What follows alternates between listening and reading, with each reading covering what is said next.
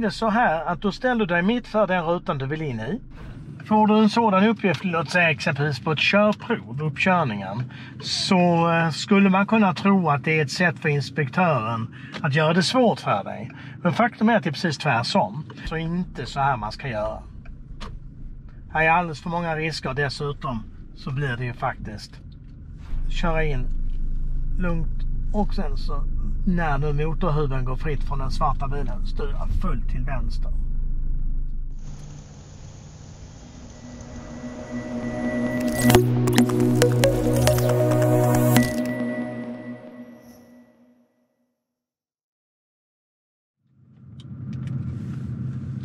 Ja, då kommer vi in på en parkeringsplats.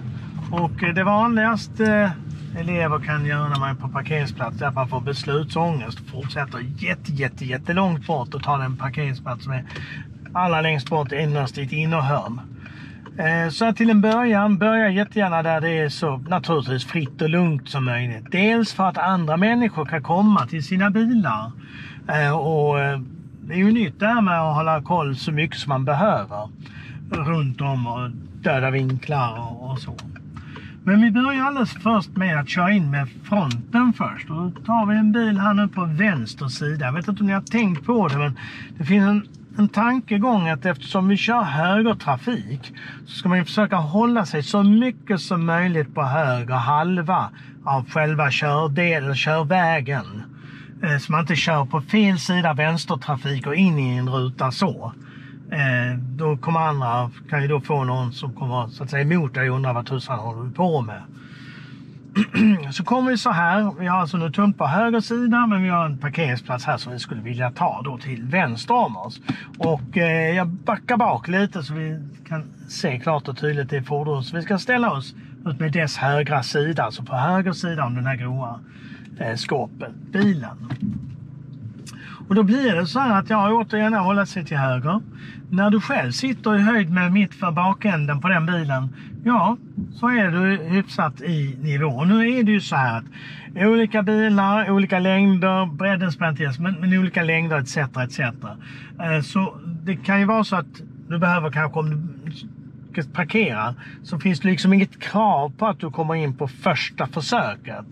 Däremot att hålla på och justera flera, liksom 3, 4, 5 gånger, utan en gång, 2 gånger sådär, så fixa till. Det som är intressant också för vem som helst när du ska titta på din körning, så är ju också att du vet åt vilket håll du ska styra. Och blir det ju framförallt vid backning som det blir ett problem. Eller kan vara ett problem. Men nu tar vi det som så här. Ja, som vanligt så vet ni om, se sig för så fort man tänker göra en sidledes liksom förflyttning, styra, blinka. Även om det är parkering, men på parkeringen kan det finnas folk som går, barn etc. Och sen då med lite rull, styra fullt. Försök verkligen att undvika styra när bilen står still, det vill säga när du håller på bromsen och så. Det tycker inte bilar om.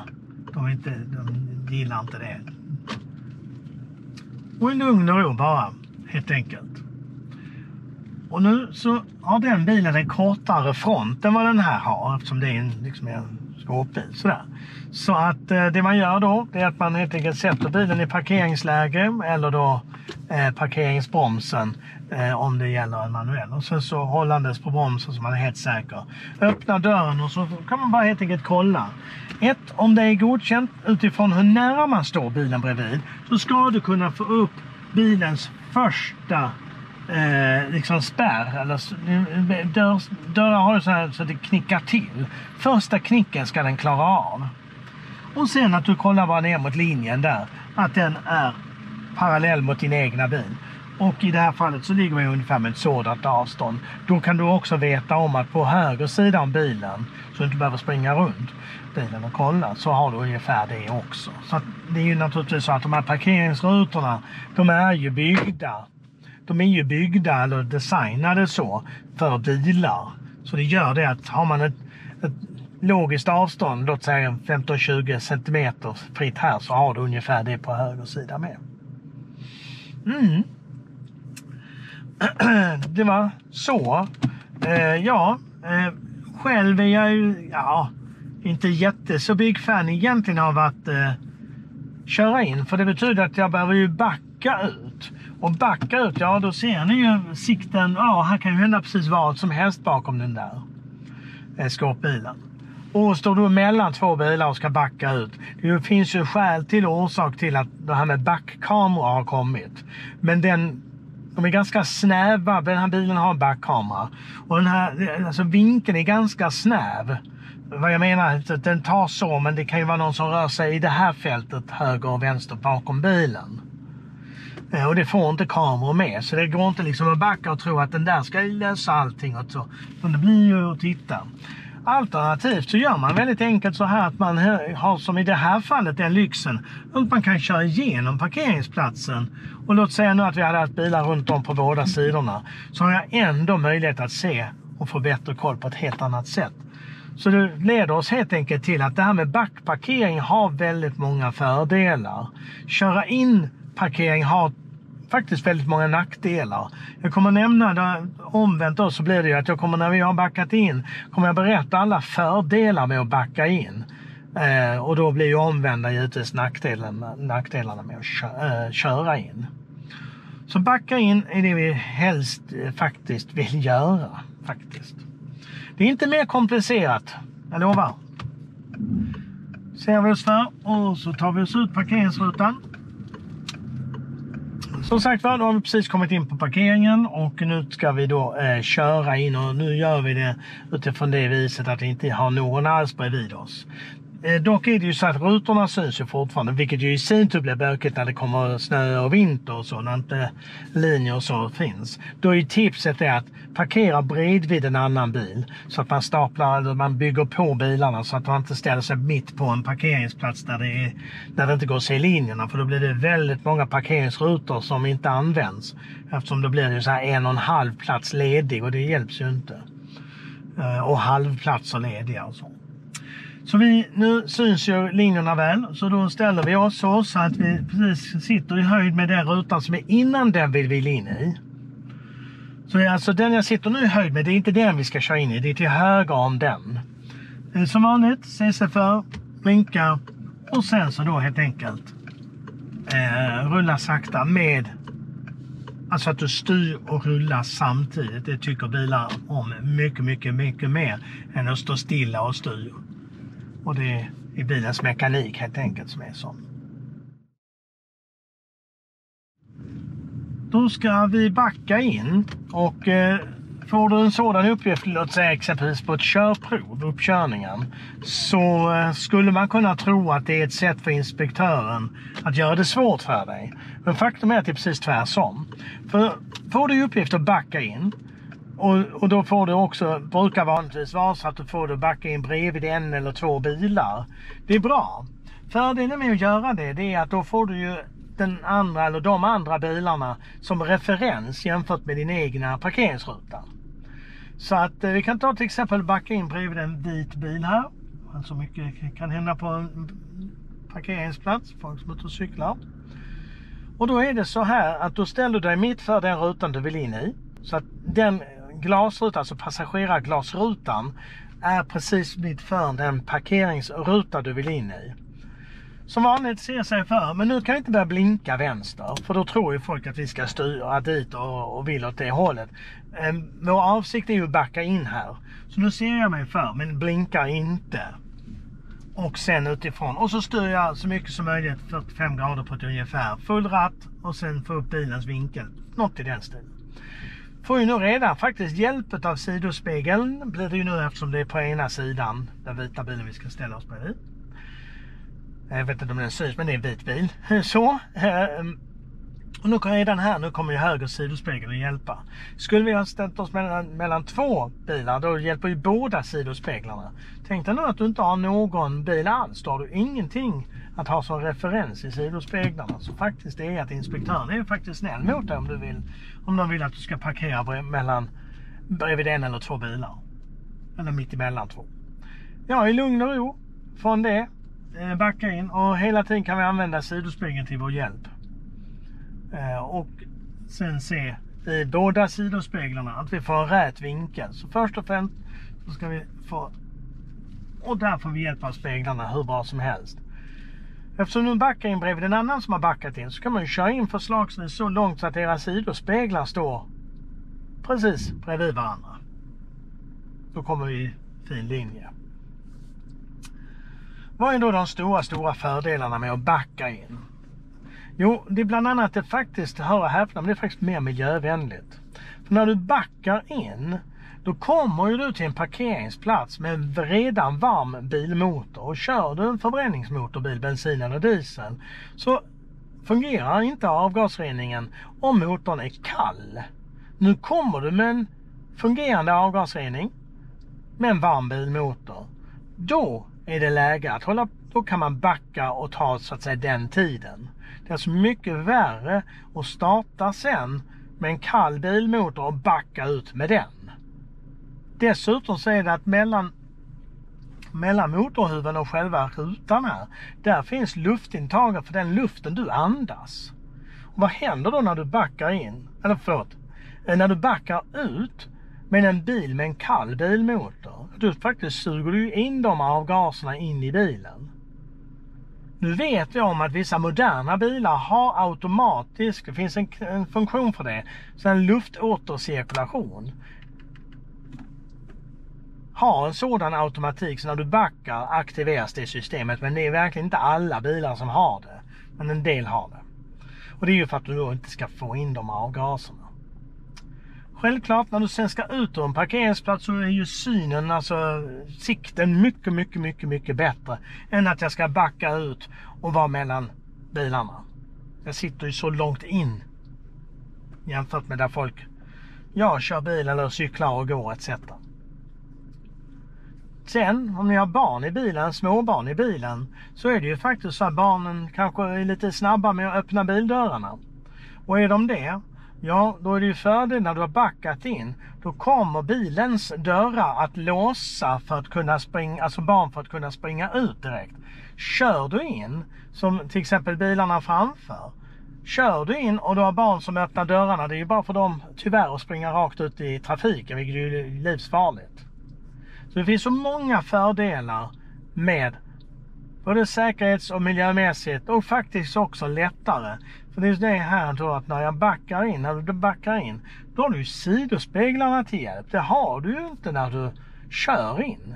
Då får du, här känns bra, här borde det bli rätt. Backar du in, då kan du se det blir rätt. Så en jätteskillnad. Så vi ska nu ta och köra bort och backa in någonstans där det finns mellan 2 bilar. En på vardera sida. Och som ni ser så styr jag hand över hand i lugn och ro.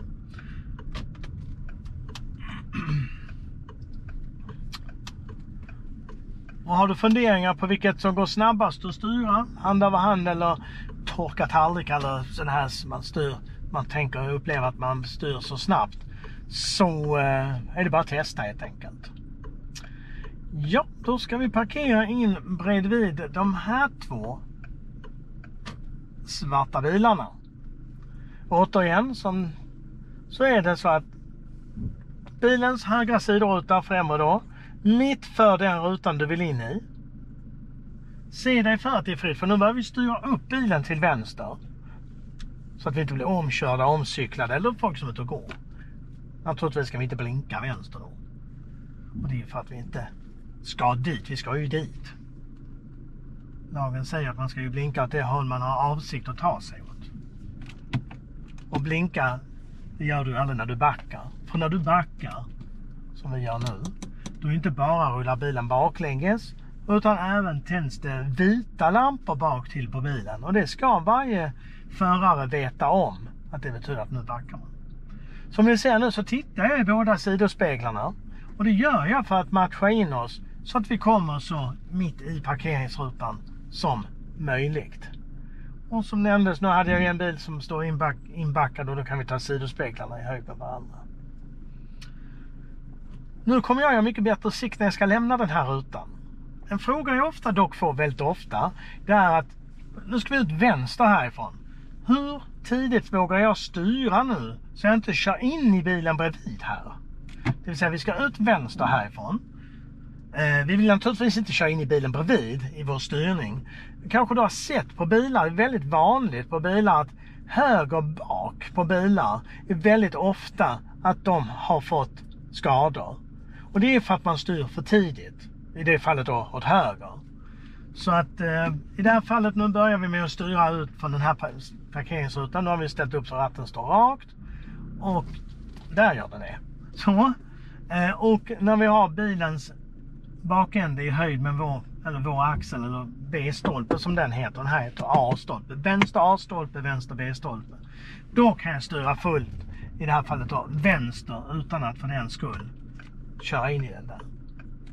Omvänt, så att du inte blir en av dem som kommer att skada din bil vid höger bak, alltså vid höger bakhjul ungefär, precis framför där.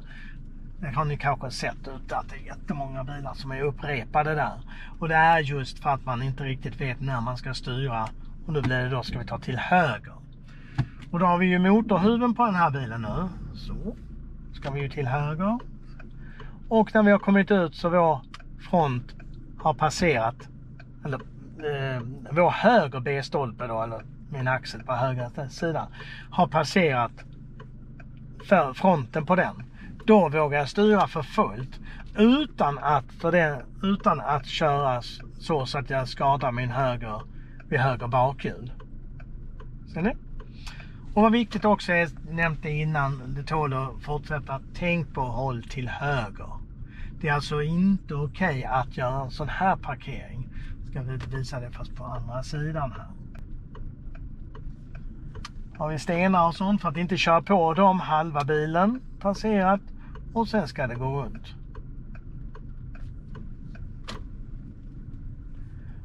Tyvärr ser man den här lösningen. Och det är ju med ett stort tyvärr, eftersom ju det då blir vänstertrafik. Trafiko hjälper dig med varje steg till körkortet. Boka körlektioner, kurser och plugga teori direkt i mobilen. Ladda ner Trafiko-appen och spara 1000-lappar jämfört med en traditionell trafikskola. Säg att vi ska nu parkera bredvid, alltså på höger sida med motorhuven först. Vad leder det oss till? Ja, kan man styra in så här? Och som ni kommer att se, så nej. Även om den här fordonen, ena står långt fram och andra är väldigt liten. Det går ju inte. Vad tyvärr bilister då gör, det är att man helt enkelt väljer att köra över på fel sida. Så man gör... bakom som i rullar, det finns fler lediga. Så vi säger nu att vi ska in här bredvid den här lilla. Då betyder ju det alltså att ska jag komma in med motorhuven först, ja, då är jag ju tvungen att begå det jättestora misstaget i form av att köra över på fel sida. Det vill säga så här och ta ut svängen för att jag ska in i en parkeringsruta här. Med risk att någon kanske kör om på insidan eller någonting. Så det här är alltså inte så här man ska göra. Här är alldeles för många risker. Dessutom så blir det ju faktiskt vänstertrafik. Och det får vi inte köra i Sverige. Det slutade vi med för länge sedan. 3 september 1967. Det är länge sedan. Ska vi backa ut.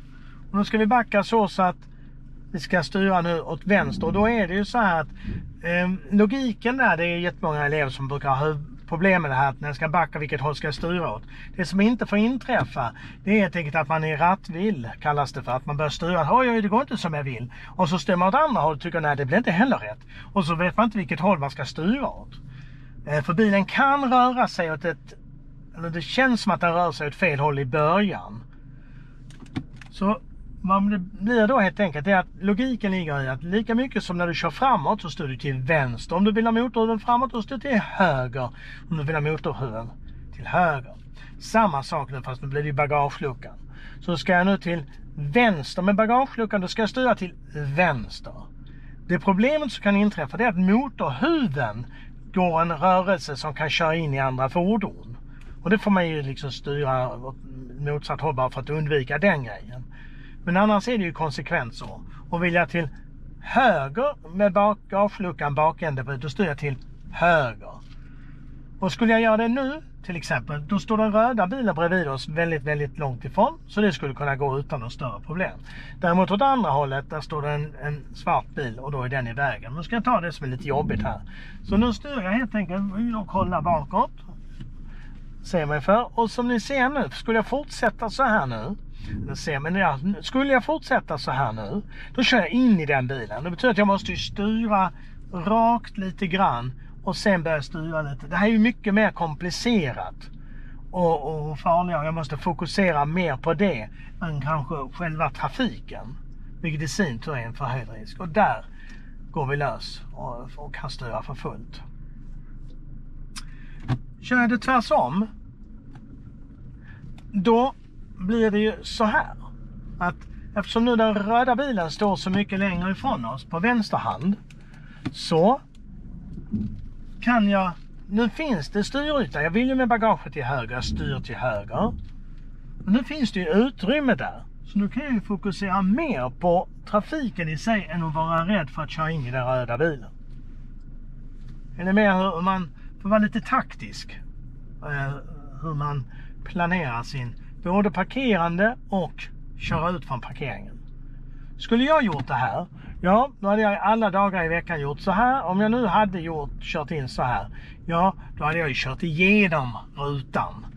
Så att jag hade sluppit backmomentet. Och kan härifrån sen, med min, som jag nämnde då, kalla bilmotor etc. man varit inne och gjort någonting, kan köra iväg bara rakt fram. Och ha koll under tiden.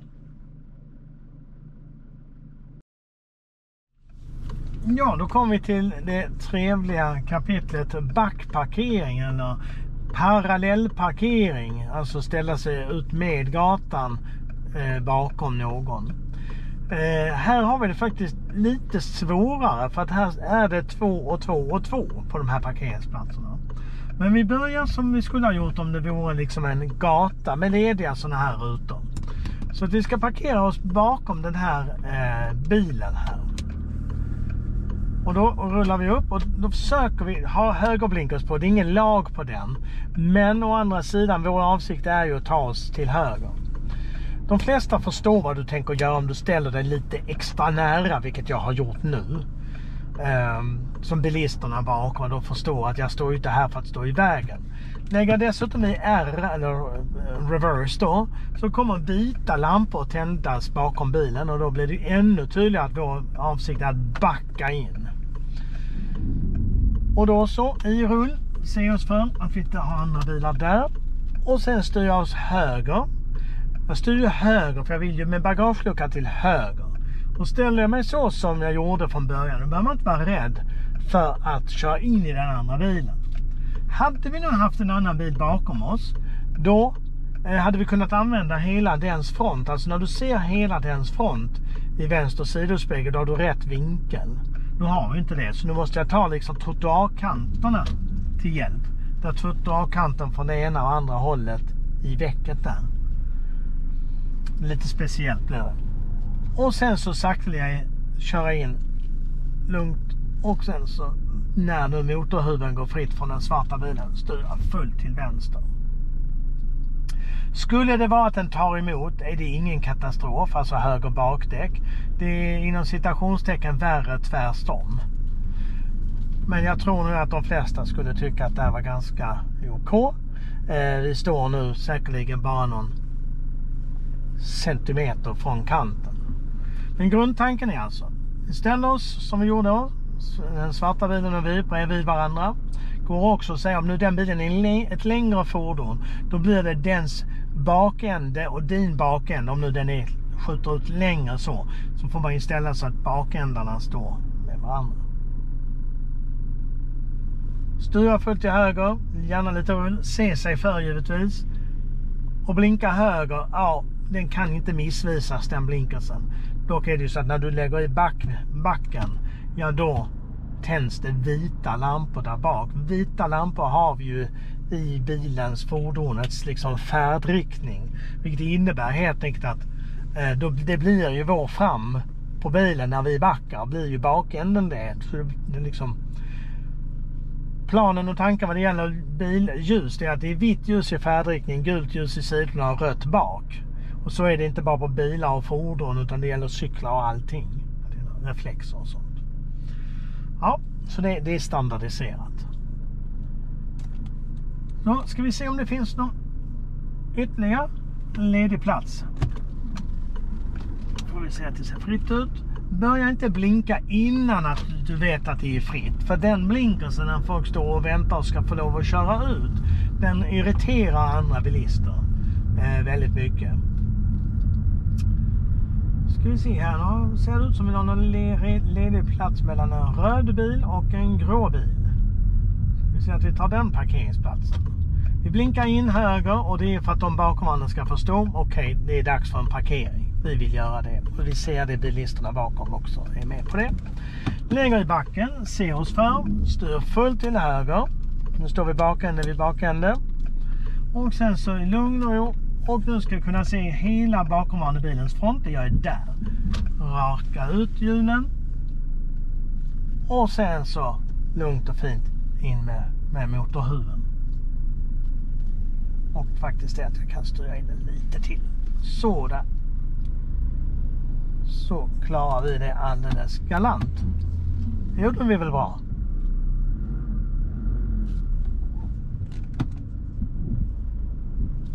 Så alltså sida vid sida, full höger in, titta och se att du blir omkörd. För det är nämligen så att när du börjar rulla då går ju motorhuven utåt samtidigt som motorhuven, eller vad säger bagaget går inåt. Så det är liksom en pendlingsrörelse bilen gör där. Och det betyder att man måste ha jättekoll att det inte är någon där. I det här fallet hade jag en bil bakom. Vilket innebär att vi helt enkelt skulle använda dens front. Så när jag såg hela dens front precis bara. Alltså bara se precis hela fronten på den. Då vet jag att där är vinkeln rätt. Sen bara sakta jag lugnt in. Och sen ser jag så att in. Och lugnt in. Först kunde man säga någon så här 1,5 meter, men man är inte ute med ett liksom måttband och mäter, utan det viktiga i det sen sammanhanget är ju att din höger framkant och den andra bilens vänstra bakkant, alltså det där momentet, att det kommer att fungera. Så är ju saken grejad.